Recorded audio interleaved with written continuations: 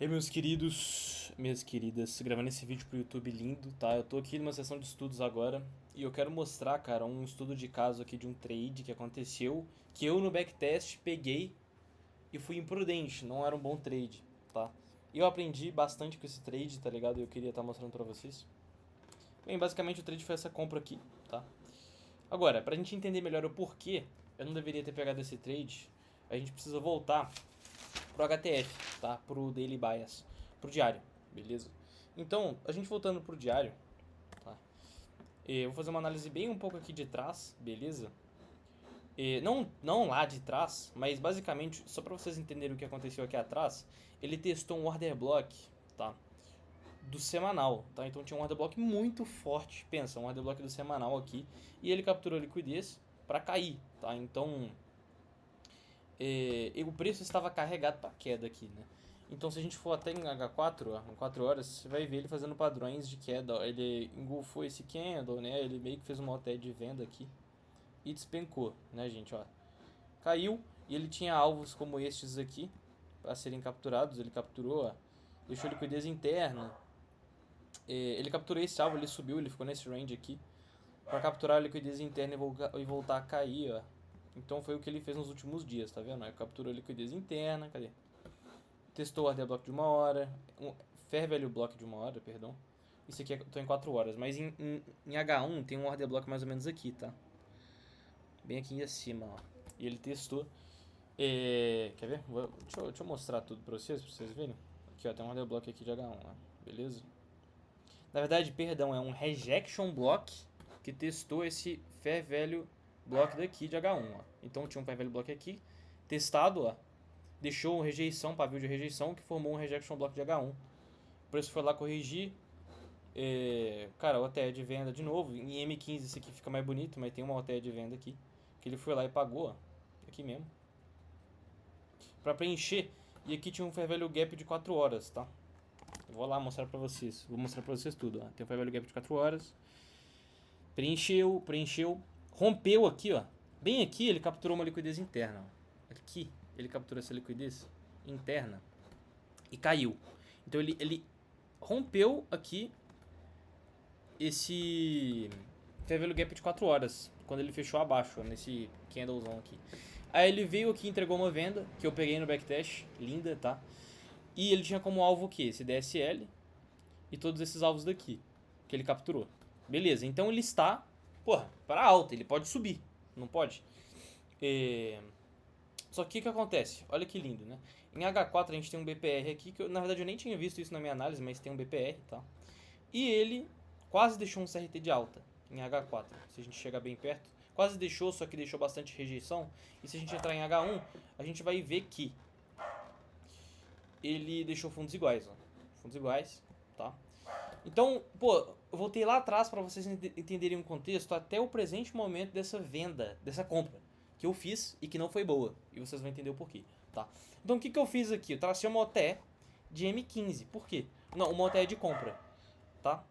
Lá de baixo, ó, até aqui, beleza? Por quê? Porque ele quebrou a estrutura em M15, tá? Então ele veio fazendo fundos mais fracos, ele fez esse fundo, ele manipulou DSL e rompeu, tá? Então eu consideraria isso aqui um MSS, só que tem fundos iguais, não é interessante, tá? Mas eu não levei isso em consideração porque ele tinha pegado um DSL, beleza? Também pegou PDL aqui e tinha uma pool de liquidez gigante. Beleza, o que aconteceu aqui? Ele deixou um fair value gap de alta nessa subida que ele respeitou para continuar subindo. Qual que foi o ponto negativo dessa compra? Vamos começar no primeiro ponto negativo. Essa pool de liquidez como alvo logo abaixo desse fair value gap não mitigado de H1 de venda. Então isso aqui era um alvo maravilhoso. Uma pool de liquidez junto com um FVG, tá? Então, ó, quando ele voltou aqui, ó, ele chegou aqui, ele somou a pool de liquidez, deixando um IDM, um inducement aqui em cima, tá? Vou até marcar ele, tá cheio de desenho na tela, gente. Então eu tô até pensando já em deletar, pra ficar mais claro. Beleza? Vamos deletar, Só pra ficar mais óbvio, tá mais limpinho, né? Ó, a gente tá em H1, vamos de novo, vamos marcar, ó. Fair value gap não mitigado de H1, beleza? Pool de liquidez aqui, não é isso que eu queria. Pool de liquidez gigante Fica evidente em M15, tá? Vou abrir M15 pra vocês verem. Evidente em M15. Cara, ele veio aqui, ó. Ele subiu lá em cima, deixou um paviozão Inducement, que soma a pool de liquidez, tá? E voltou para testar o que? Nosso Fair Value Gap de H1 não mitigado de alta, tá? Lembrando que, por que ele está subindo e por que eu estou acreditando numa compra? Porque ele pegou o DSL, tá? Ele pegou esse DSL daqui, beleza? DSL. Notem que já tem outros DSLs aqui embaixo, tá? Que era justamente um medo que eu tinha. Dele voltar a cair ainda, porque ele tivesse alvos mais abaixo, além de todos estes daqui que ele capturou. Beleza? Lindo, lindo, lindo. Vamos pra H1, tá? Então o que ele fez? Pô, em M15 ele quebrou a estrutura pra cima. Em H1 tá evidente a quebra de estrutura também. Foi aqui, tá? Foi aqui. Então, ó, notem, ele até quebra a estrutura, deixa alvo lá em cima. MSS de H1. Ele quebra a estrutura, deixa alvos lá em cima, né? Rapaziada. Ele quebra a estrutura, deixa alvos lá em cima, ele soma, né, com esse inducement. E ele volta para testar esse FVG depois do MSS. Então ele fecha, forma FVG com esse candle daqui, e aí ele testa. Então, qual que era a melhor compra aqui? Com certeza era uma no LTF, desse teste, desse FVG, que era essa daqui, ó. Essa era a melhor compra. Sem dúvida alguma, mano. Aqui, ó. Pagou lindo. Dava pra ter entrado aqui, eu pego 2 para 1, tá ligado? Ó, dava pra ter colocado protegido aqui atrás, ó. Bem abaixo desse Fair Value Gap. Porra, 2 para 1zinho, ó. Lá, somando com os alvos de Inducement, deixado pelo preço aqui, em H1. E toda essa pool de liquidez com FVG não mitigado. Era a melhor compra. Só que não foi o que eu fiz, tá? O que eu fiz foi...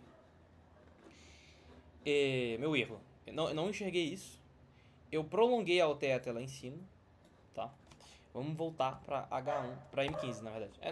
Vamos deixar em M3 mesmo? Pra vocês entenderem. Aí o que aconteceu? Não, vamos pra H1 pra vocês entenderem, né? Pô, ele pegou os alvos dele. Então, tipo assim... João, por que você acreditou nessa alta então?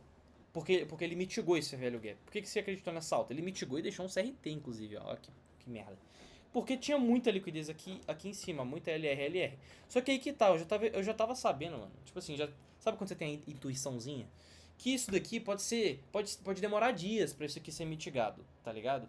Se é que vai. Então, tipo assim, quando a gente não tem muita evidência, é muito importante a gente, na minha opinião, é só a minha opinião, a gente usar alvos de curto prazo. Então, tipo assim, porra, já foi mitigado HTF, esse fair value gap de H1, então é provável que o preço, se ele quiser cair, ele pode cair.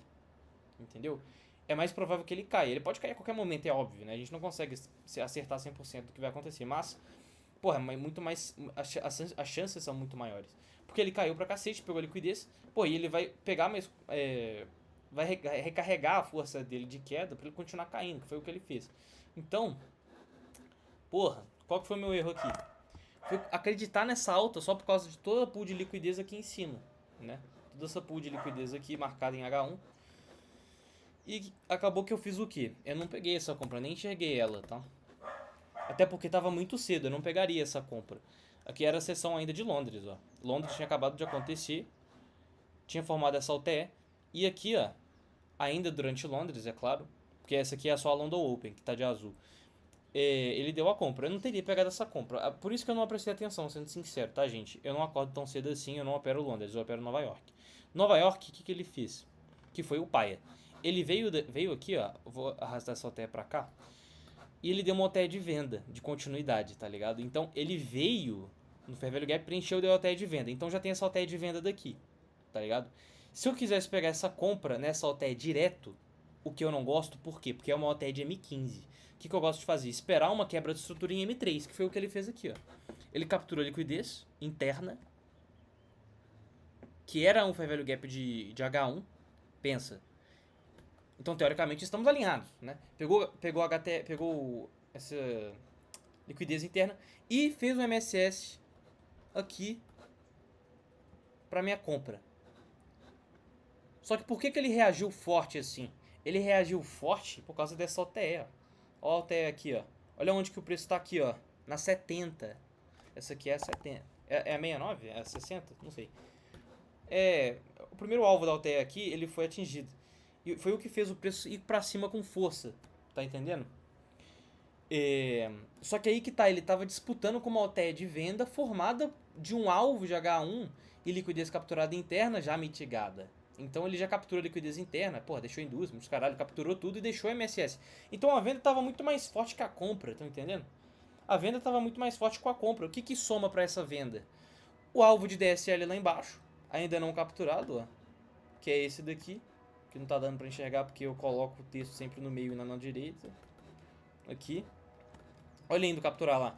E também esses fundos iguais, mano. Olha isso aqui, olha essa liquidez aqui linda para ser capturada, não mitigada ainda. Vamos deletar essa OTE que a gente já entendeu, né? Ó, tá vendo?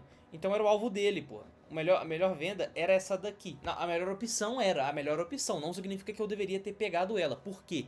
Porque o preço já pegou muita liquidez de HTF. Então notem que eu tô falando todo o contexto pra vocês para dar o meu veredito final ainda do que eu deveria ter feito agora, tá? Então, a melhor opção era essa venda? Mas a melhor opção era uma boa opção? Não também. Por quê? Porque ele estava testando uma OTE de M15 que estava jogando o preço para cima. Então é uma OTE de venda contra uma OTE de compra. Isso é incongruência, não vale a pena. Não vale a pena. Estão entendendo? Então, o que era o mais interessante aqui? Não fazer porra nenhuma, velho. Sendo sincero. Fazer nada, tá ligado? Porque, mano, tá tudo enviesado. Tipo, está enviesado, entendeu? O que eu esperei? Eu esperei esse re-MSS que aconteceu aqui pra entrar. Então, a minha compra foi essa, tá ligado? Basicamente. Eu esperei, ele voltou com força, né? Eu tava com medo dessa OTE, então até esperei um realinhamento de fluxo. Ele fez uma mini OTE aqui em H1, ó, e eu comprei essa compra aqui, ó. Peguei essa venda, essa compra. Bem aqui, tá? E foi o meu problema aí, foi meu erro. Eu não deveria ter feito nada. Era a melhor opção pra esse dia não fazer nada, tá? Por causa de tudo isso que eu falei. Então eu espero que tenha ficado claro. Tem muitas informações, muita riqueza nessa análise daqui. Espero que vocês tenham gostado, tá? Eu gosto muito de... Tipo assim, eu tô mais gravando pra mim, tá ligado? Por quê? Porque é um caso tão rico, mano, que eu quero deixar registrado. E a melhor forma da gente absorver conteúdo é ensinando. Então, é isso aí. E também, se Deus quiser, eu vou ajudar alguém com esse vídeo também. Igual eu tenho sido ajudado por pessoas maravilhosas nos últimos dias pra operar melhor. E é isso. Um beijo pra vocês. Tamo junto.